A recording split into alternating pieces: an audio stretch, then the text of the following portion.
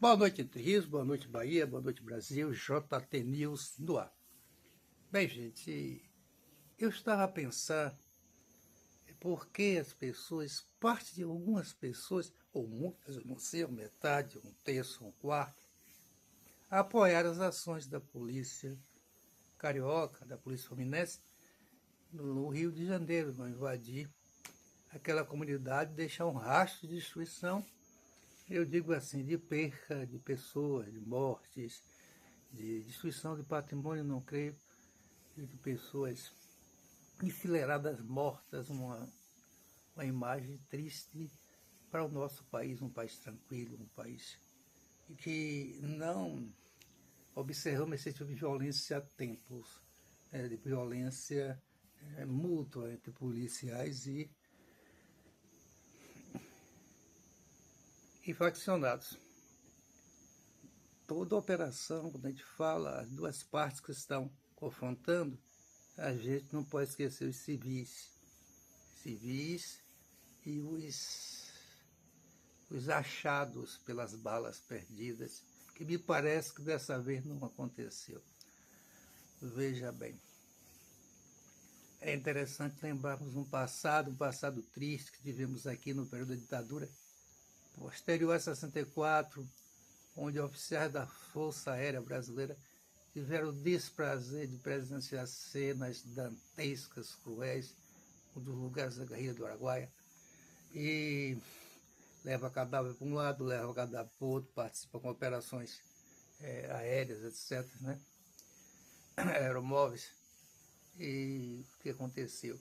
Aqueles militares nacionalistas que a Força Aérea foram celeiros de militares nacionalistas, que se recusaram a certas ações, a certas operações indignas de militares. São indignas para militares que o militar não pode lutar com o seu próprio povo, ou não deve, e às vezes sim, mas dentro de critérios de uma ética profunda. Se numa guerra tem critérios, imagina num conflito para manter a ordem no seu próprio país. Bem, eu tive o prazer de conhecer uma história de um militar que residia em Alagoinhas, e ele só foi ver os filhos muito tempo depois, porque ele foi rotulado como louco, e a mulher dele fazia essa tal divulgação de que ele era louco, porque ele saiu da Força Aérea, ficou em estado de penúria financeira, e ela, querendo dar os rolés naturais da vida, resolveu criar uma historinha para os filhos. Mas de repente ele foi anistiado, ele surgiu em Alagoinhas, eu cheguei a ver fardado e vi os filhos, que ele queria ver os filhos, e reconstruiu uma relação com os filhos de pai-herói, de pai que realmente é um herói, que não cedeu, não deu vez a quem queria que ele se tornasse um cruel assassino, a quem queria, ou o sistema que queria, o sistema que forçava de cima para baixo, de cima para baixo também é o sistema.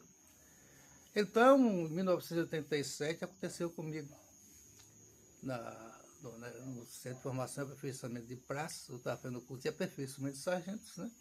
Fui preso, ou melhor dizendo, mantido em cárcere privado, torturado de forma stalinista, porque ousei falar alguma coisa que não era para se falar. E ainda mais eles me tinham como comunista, que não é para se falar, mas eu falaria de novo. Aquela época era uma época de arbítrio, a polícia militar era extremamente militar. Então depois nós continuaremos com o mesmo tema, se completar mais algum momento.